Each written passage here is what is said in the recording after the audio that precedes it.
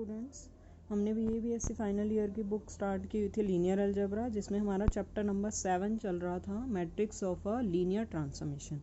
2 exercise इसकी कर चुके हैं हम। आज 3rd एक्सरसाइज कर रहे हैं जो किस पे बेस्ड है, चेंज ऑफ बेसिस या फिर ट्रांजिशन मैट्रिक्स या चेंज ऑफ बेसिस मैट्रिक्स। इसमें जो आपको पता होना चाहिए एक रिजल्ट, हाँ ये रिजल्ट अगर आपको समझ में आ जाता है तो आपके क्वेश्चंस हो जाएंगे।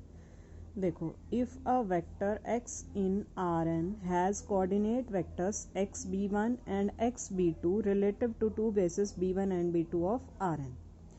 Rn हमारे पास कोई भी वेक्टर स्पेस है, उसके दो बेसिस है मेरे पास b1 और b2, और एक x वेक्टर है जो Rn से बिलोंग कर रहा है। अब मैंने क्या किया, x का कोऑर्डिनेट वेक्टर निकाला with respect to basis b1। कैसे निकालते थे, इस x को हम b1 के लीनियर कॉम्बिनेशन की फॉर्म में लिखते हैं, और जो भी स्केलर्स आते हैं उनकी हेल्प से जो वेक्टर बनता है वो coordinate vector of x with respect to b1 आ जाता है। उसको मैंने नाम दे दिया xb1। अब इसी x का कोऑर्डिनेट वेक्टर मैंने दूसरे वाले बेसिस के रिस्पेक्ट में निकाला b2 के रिस्पेक्ट में। x को फिर से b2 के लीनियर कॉम्बिनेशन की फॉर्म में लिखा, जो स्केलर्स आए उसकी हेल्प से हमने कोऑर्डिनेट वेक्टर निकाला x का विद रिस्पेक्ट टू b2, और उसको क्या नाम दे दिया, xb2। ठीक है, तो हमारे पास क्या होगा, then there exist a non singular matrix P। Non singular matrix P exist करेगी। P किसके इक्वल है, कैसे एग्जिस्ट करेगी, B इनवर्स A। A कहाँ से आई है, B1 बेसिस की हेल्प से बनी हुई है, और B कहाँ से बनी हुई है, B2 बेसिस की हेल्प से बनी हुई है। ठीक है, सच दैट अगर मुझे xb2 निकालना है, xb2 और xb1 में क्या रिलेशन है कि सेकंड वाले का coordinate vector is equals to P this matrix into first वाले का कोऑर्डिनेट वेक्टर। ठीक है, ये रिजल्ट बहुत इंपॉर्टेंट है, ये आपको याद रखना पड़ेगा। आपके सारे क्वेश्चन, इसके एग्जांपल्स आपके इसी पे ही बेस्ड है। ठीक है, देखो अब हम आ जाते हैं फर्स्ट क्वेश्चन पे। Let x is equals to 1 to 1 be relative to standard basis, find its coordinates relative to basis this using the change of basis matrix या ट्रांजिशन मैट्रिक्स।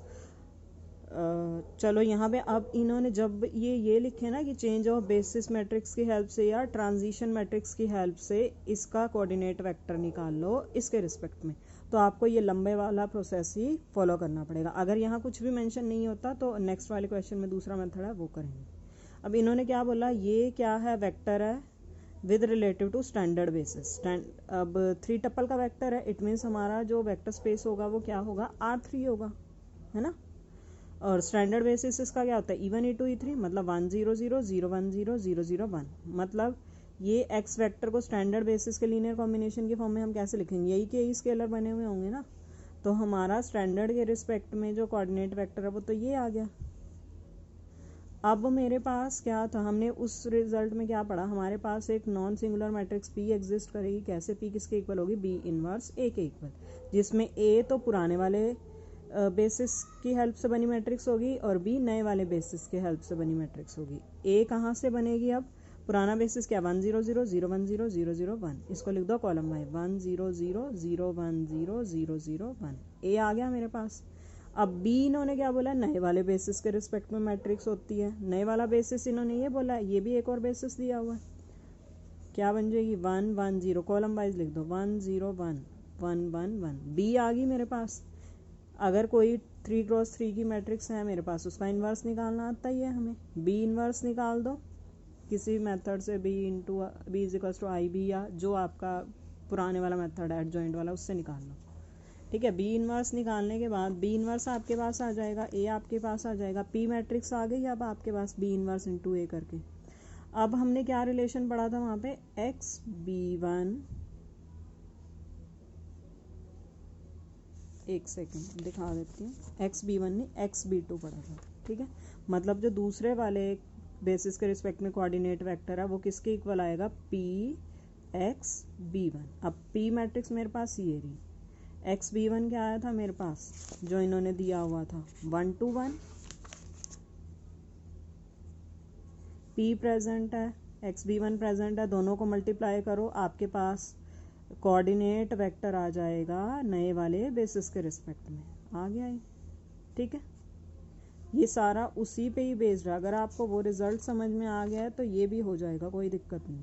और ये आपको तभी अप्लाई करना है जब उन्होंने मेंशन किया हो कि ट्रांजिशन मैट्रिक्स या चेंज ऑफ बेसिस मैट्रिक्स की हेल्प से आपने कोऑर्डिनेट वेक्टर निकालना है। ठीक है, अब नेक्स्ट क्वेश्चन में देखो, find the coordinates of vector 1 1 1 relative to basis this.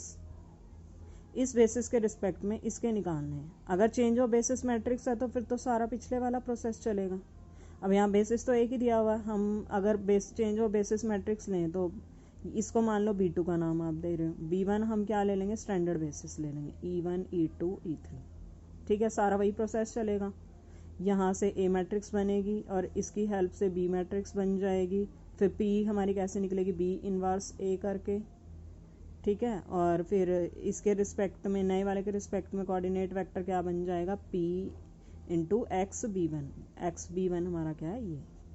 अगर इतना लंबा प्रोसेस नहीं करना चाहते, उन्होंने मेंशन अगर नहीं किया कि ट्रांजिशन वाले से करो या इससे उससे करो, तो आपका शॉर्टकट क्या है कि इसको इसके लिए, हमारे पास कोऑर्डिनेट वेक्टर होता क्या है, एक वेक्टर ही तो होता है जो बेसिस के लीनियर कॉम्बिनेशन की फॉर्म में लिखा हुआ होता है। इसको इसके लीनियर कॉम्बिनेशन की फॉर्म में लिखो, जो भी स्केलर्स आएंगे वो सारे स्केलर्स मिला के क्या बना देंगे, कॉलम वेक्टर, वो होगा हमारा coordinate vector relative to basis this.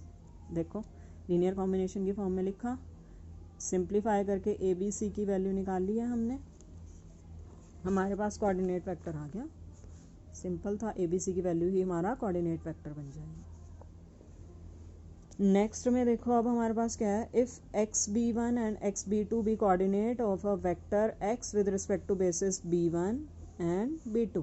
आपको P फाइंड आउट करना है such that XB2 is equals to PB1। इसमें भी वही लंबे वाला प्रोसेस करना पड़ेगा। इसकी हेल्प से पहले तो P फाइंड आउट करोगे ना, A मैट्रिक्स बनेगी। A कैसे बनेगी, 1 1 0, कॉलम वाइज लिख दो इनको, 1 0 1 1 1 1।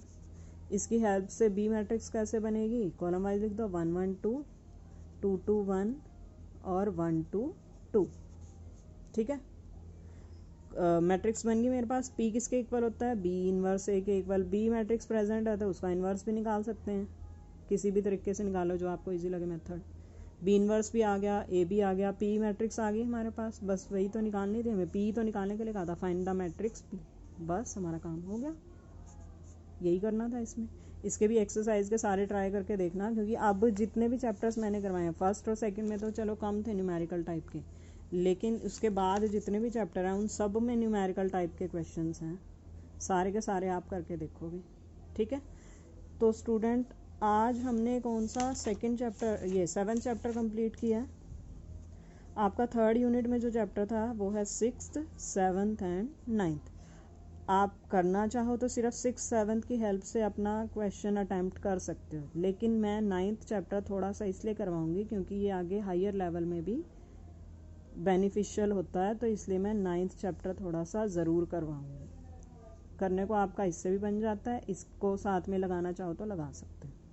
ठीक है, ये थोड़ा सा 3-4 वीडियो का काम करवा दूंगी। उसके बाद आपकी 4th यूनिट जिस चैनल पे मिलेगी मैं उसका लिंक डिस्क्रिप्शन बॉक्स में डाल दूंगी, वहाँ से आप देख लेना। ठीक है, उम्मीद करती हूँ आज का समझ में आ गया होगा। अगर कोई भी डाउट आपका रह जाता है तो अपनी कोई क्वेरी भी है किसी भी टाइप की है तो वो आप मुझसे पूछ सकते हो। Thank you students.